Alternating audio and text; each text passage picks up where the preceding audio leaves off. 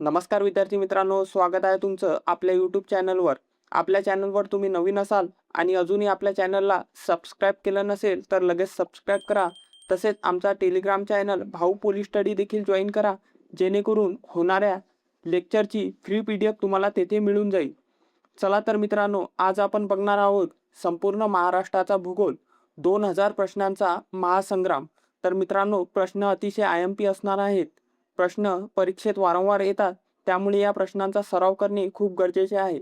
चला तर मग वेळ वाया न घालवता बघूया आजचे महत्त्वाचे प्रश्न. तर मित्रांनो, प्रश्न क्रमांक 101 आहे, आंबा घाट खालीलपैकी कोणत्या मार्गावर लागतो? तर याचं बरोबर उत्तर असणार आहे पर्याय अ, कोल्हापूर ते रत्नागिरी या मार्गावर आंबा घाट लागतो मित्रांनो.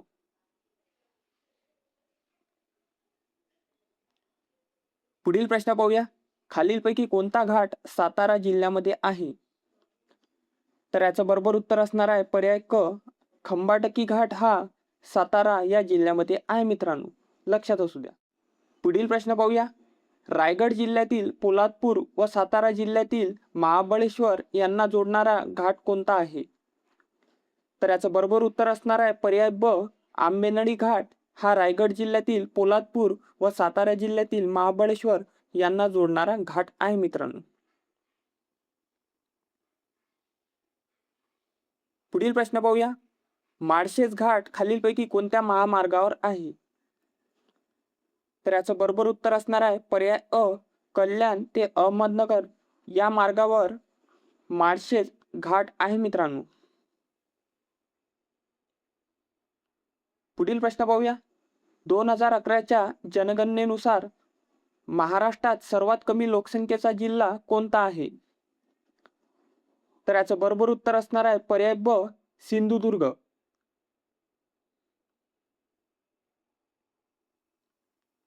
पुढील प्रश्न पाहूया, महाराष्ट्रामध्ये लोकसंख्येची सर्वाधिक घनता असलेला जिल्हा कोणता आहे?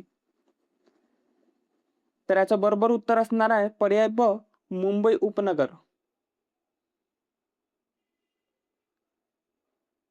पुढील प्रश्न पाहूया, 2011च्या जनगणनेनुसार सर्वाधिक आदिवासीचे प्रमाण टक्केवारीनुसार असलेला जिल्हा कोणता आहे? तर याचं बरोबर उत्तर असणार आहे पर्याय अ, नंदुरबार हा जिल्हा आहे मित्रांनो. पुढील प्रश्न पाहूया, 2011च्या जनगणनेनुसार सर्वाधिक आदिवासीची संख्या असलेला जिल्हा कोणता आहे?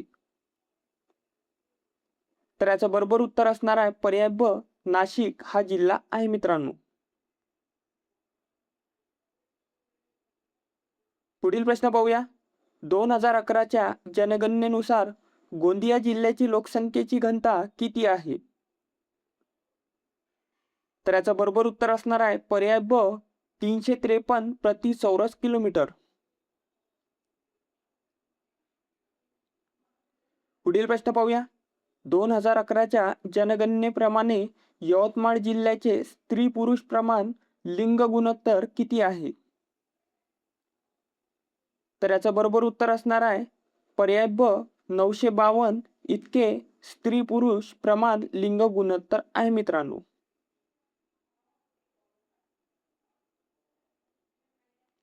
पुढील प्रश्न पाहूया, यवतमाळ जिल्ह्यामध्ये प्रामुख्याने कोणती आदिवासी जमात आढळते? तर याचं बरोबर उत्तर असणार आहे पर्याय ड, यापैकी सर्व. तर मित्रांनो, यवतमाळ जिल्ह्यामध्ये गोंड, कोलम आणि परदान ही आदिवासी जमात आढळते मित्रांनो. पुढील प्रश्न पाहूया, भारतामध्ये नियमितपणे दर किती वर्षांनी जनगणना करण्यात येते? तर याचं बरोबर उत्तर असणार आहे पर्याय ब, दर 10 वर्षांनी जनगणना करण्यात येते मित्रांनो. पुढील प्रश्न पाहूया, मुंबई ते पुणे दरम्यान कोणता प्रसिद्ध घाट लागतो? तर याचं बरोबर उत्तर असणार आहे पर्याय अ, बोर घाट हा लागतो मित्रांनो. पुढील प्रश्न पाहूया, तामिनी घाट खालीलपैकी कोणत्या दोन ठिकाणांना जोडतो? तर याचं बरोबर उत्तर असणार आहे पर्याय अ, पुणे ते मुळशी या ठिकाणांना तामिनी घाट हा जोडतो मित्रांनो. पुढील प्रश्न पाहूया. महाराष्ट्रातील सर्वोच्च शिखर कळसुबाई यांची उंची किती मीटर आहे? तर याचं बरोबर उत्तर असणार आहे पर्याय ब 1646 मीटर इतकी उंची महाराष्ट्रातील सर्वोच्च शिखर कळसुबाई यांची आहे मित्रांनो. पुढील प्रश्न पाहूया. कळसुबाई हे सर्वोच्च शिखर महाराष्ट्रातील कोणत्या जिल्ह्यात आहे? तर याचं बरोबर उत्तर असणार आहे पर्याय ब अहमदनगर या जिल्ह्यामध्ये आहे मित्रांनो. आणि अहमदनगरचे नवीन नाव हे अहिल्यादेवी नगर आहे मित्रांनो, लक्षात असू द्या. पुढील प्रश्न पाहूया. महाराष्ट्राला एकूण किती किलोमीटर लांबीचा समुद्र किनारा लाभलेला आहे? तर याचं बरोबर उत्तर असणार आहे पर्याय अ 720 किलोमीटर इतक्या लांबीचा समुद्र किनारा लाभलेला आहे मित्रांनो. पुढील प्रश्न पाहूया. महाराष्ट्राची पूर्व पश्चिम लांबी अंदाजे किती किलोमीटर आहे? तर याचं बरोबर उत्तर असणार आहे पर्याय ब 800 किलोमीटर इतकी लांबी आहे मित्रांनो. पुढील प्रश्न पाहूया. महाराष्ट्राची दक्षिण उत्तर रुंदी अंदाजे किती किलोमीटर आहे? तर याचं बरोबर उत्तर असणार आहे पर्याय अ 700 किलोमीटर इतकी दक्षिण उत्तर रुंदी आहे मित्रांनो. पुढील प्रश्न पाहूया. गोदावरी नदीचा उगम नाशिक जिल्ह्यातील कोणत्या ठिकाणी होतो? तर याचं बरोबर उत्तर असणार आहे पर्याय अ त्र्यंबकेश्वर येथे गोदावरी नदीचा उगम होतो मित्रांनो. पुढील प्रश्न पाहूया. महाराष्ट्रातील सर्वात लांब आणि प्रमुख नदी कोणती आहे? तर याचं बरोबर उत्तर असणार आहे पर्याय क गोदावरी नदी ही महाराष्ट्रातील सर्वात लांब आणि प्रमुख नदी आहे. पुढील प्रश्न पाहूया. भीमाशंकर येथे कोणत्या नदीचा उगम होतो? तर याचं बरोबर उत्तर असणार आहे पर्याय अ भीमा नदीचा उगम होतो मित्रांनो. कृष्णा नदीचा उगम सातारा जिल्ह्यातील कोणत्या ठिकाणी होतो? तर याचं बरोबर उत्तर असणार आहे पर्याय अ महाबळेश्वर येथे कृष्णा नदीचा उगम होतो मित्रांनो. पुढील प्रश्न पाहूया. महाराष्ट्रातील कोणत्या नदीला दक्षिण गंगा असे म्हटले जाते? तर याचं बरोबर उत्तर असणार आहे पर्याय अ गोदावरी नदीला महाराष्ट्रातील दक्षिण गंगा असे म्हटले जाते मित्रांनो. पुढील प्रश्न पाहूया. तापी नदीचा उगम खालीलपैकी कोणत्या पर्वतावर होतो? तर याचं बरोबर उत्तर असणार आहे पर्याय अ सातपुडा पर्वत येथे तापी नदीचा उगम होतो मित्रांनो. पुढील प्रश्न पाहूया. महाराष्ट्रातील खालीलपैकी कोणती नदी पश्चिमेकडे वाहते?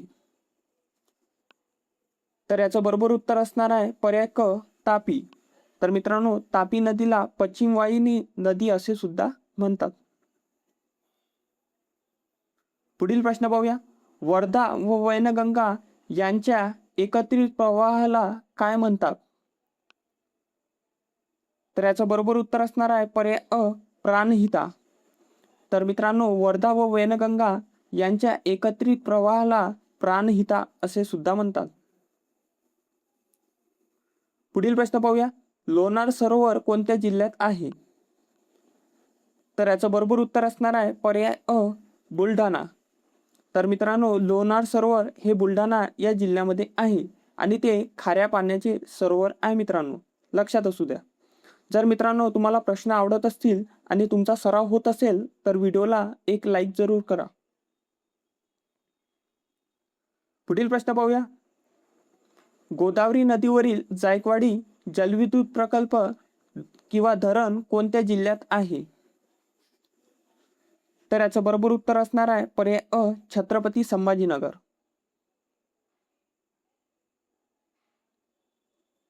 पुढील प्रश्न पाहूया. जायकवाडी धरणाच्या जलाशयाला कोणत्या नावाने ओळखले जाते? तर याचं बरोबर उत्तर असणार आहे पर्याय अ नाथसागर या नावाने ओळखले जाते मित्रांनो. पुढील प्रश्न पाहूया. कोयना धरणाच्या जलाशयाला कोणत्या नावाने ओळखले जाते? तर याचं बरोबर उत्तर असणार आहे पर्याय अ शिवसागर. तर मित्रांनो, कोयना धरणाच्या जलाशयाला शिवसागर या नावाने ओळखले जाते. पुढील प्रश्न पाहूया. कृष्णा आणि कोयना नदीचा संगम कोठे होतो? तर याचं बरोबर उत्तर असणार आहे कराड या ठिकाणी कृष्णा आणि कोयना या नदीचा संगम होतो. पुढील प्रश्न पाहूया. महाराष्ट्रात एकूण किती प्रशासकीय विभाग आहे? तर मित्रांनो, याचं बरोबर उत्तर असणार आहे पर्याय ब 6. तर मित्रांनो, महाराष्ट्रात एकूण 6 प्रशासकीय विभाग आहे. पुढील प्रश्न पाहूया. क्षेत्रफळाच्या दृष्टीने महाराष्ट्रातील सर्वात मोठा जिल्हा कोणता आहे? तर याचं बरोबर उत्तर असणार आहे पर्याय अ अहमदनगर म्हणजेच अहिल्यानगर जिल्हा हा क्षेत्रफळाच्या दृष्टीने महाराष्ट्रातील सर्वात मोठा जिल्हा आहे मित्रांनो.